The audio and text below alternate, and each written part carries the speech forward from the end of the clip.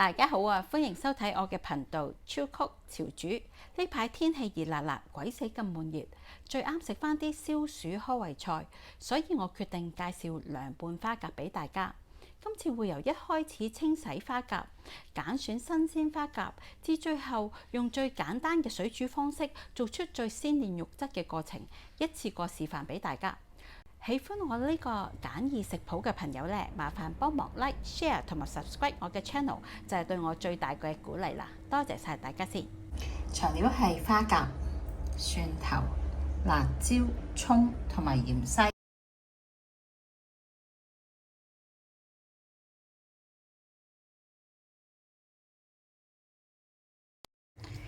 今日介紹嘅餸非常之咁簡單，只需要注意3點。第一，啲花甲要冇沙嘅；第二，嗰啲肉煮好之後仲係脹卜卜唔收縮，咁就至夠肥美啦。最後就係個醬汁調味料唔會死鹹，能夠帶出鮮味。我哋先嚟睇下點樣清潔花甲先。喺洗花甲之前，如果你見到佢係開咗口嘅話，你就可以用手撳一撳佢。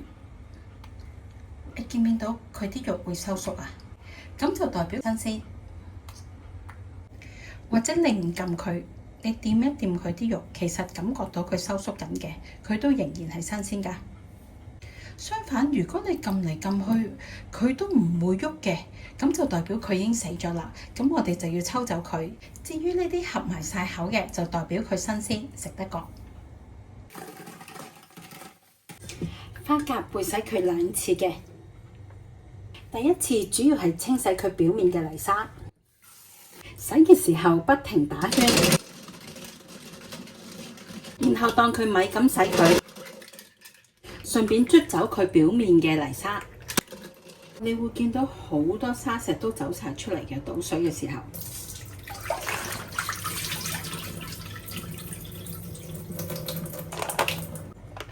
然後我哋洗第2次，第2次同第1次完全一樣。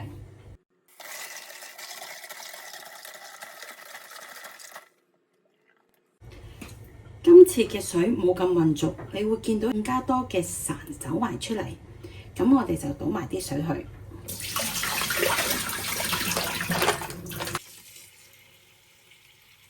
最後放一盆水浸個面，然後落少少粗鹽，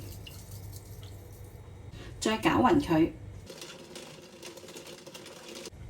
呢個動作就係用啲鹽分嚟模仿海水嘅味道，令到蜆肉放鬆。呢個時候你見到啲水比起剛才清澈好多嘅，咁我哋就放佢入雪櫃嘅雪格，雪佢2至3個鐘。放花甲入雪櫃嘅目的就係透過雪櫃嘅黑暗環境，令到花甲以為自己置身於海水啊，咁佢就會加倍放鬆，自然吐沙啦。然後喺呢個時候，你會見到有啲花甲肉佢突咗出嚟㗎。佢都係新鮮嘅，佢只不過因為頭先我清洗嘅時候驚動咗佢，令到佢太緊張，收唔切嚿肉夾住咗啫，係食得嘅，冇問題。洗蔥嘅時候，將紫色嘅衣掀開，然後打開呢啲部分，因為最藏泥沙就係呢啲部分啦。再沖一沖佢。切走個蔥頭，然後拍一拍蔥頭，等佢容易出味，然後切粒。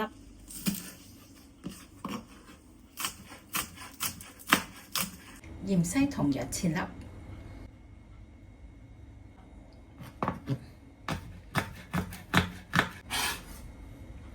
剁埋蒜蓉就可以整個汁啦。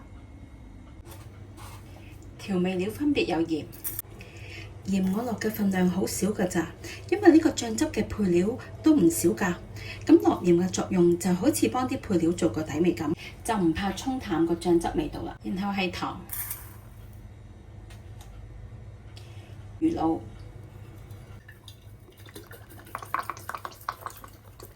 就要落多啲啦，因為調味料嘅主角就係魚露。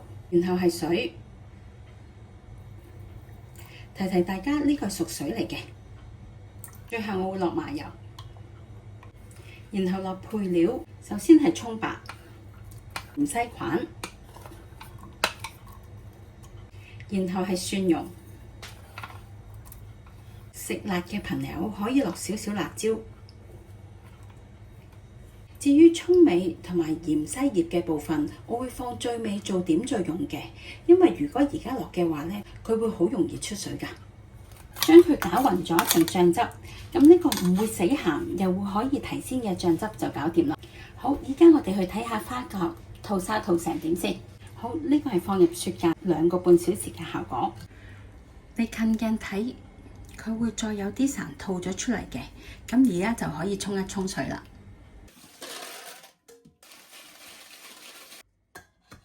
由佢擎一擎水，我哋而家去煲定滾水。烚花甲嘅水浸過花甲面就夠啦。頭先提及過，想花甲佢脹卜卜唔收縮呢，我哋就要靠霎蜆啦。霎蜆第一個秘訣就係將花甲瀝乾水分先，以免多餘嘅水分降低煲裏邊原來大滾水嘅溫度啊。然後等佢水大滾，啲泡泡升晒上嚟啦，我哋 keep 住大火，將花甲全部放晒落去，平鋪。然後我哋攪一攪啲花甲，等水嘅溫度平均啲。只要見到花甲一打開啫，就代表佢熟㗎啦，可以立即撈起。因為所有花甲嘅熟成時間唔一樣嘅，唔需要話等全部打開先至撈起嘅，咁就可以避免花甲過熟嘅情況出現啦。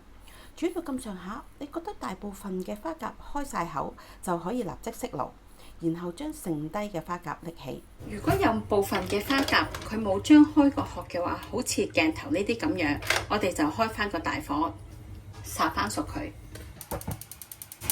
同頭先一樣，只要佢個殼張開就等於熟㗎啦。哇！咁快又有一隻熟咗啦，然後呢隻都熟埋。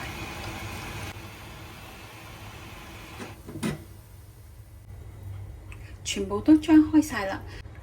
通常遲熟嘅花甲呢，佢可能會有啲沙藏喺裏邊㗎，咁你就可以將佢沖一沖熟水就食得啦。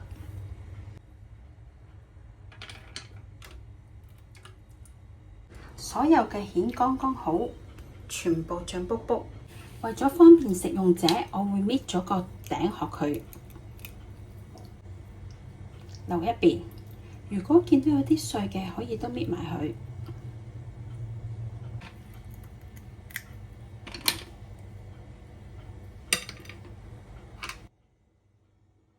所有花甲嘅肉剛剛熟，肉質非常之咁肥美，唔會過老又唔收縮。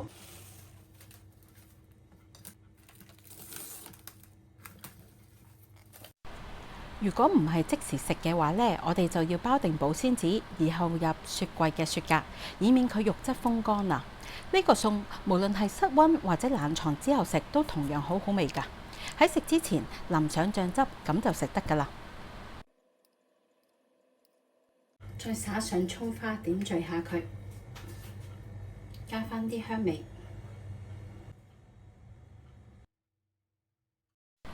喜歡嘅朋友麻煩幫忙 like、share 同埋 subscribe 我嘅 channel， 再撳埋個鐘仔就可以第一時間收到我最新上載嘅影片啦。非常之感謝大家嘅支持啊！多謝晒，下次再見，拜拜。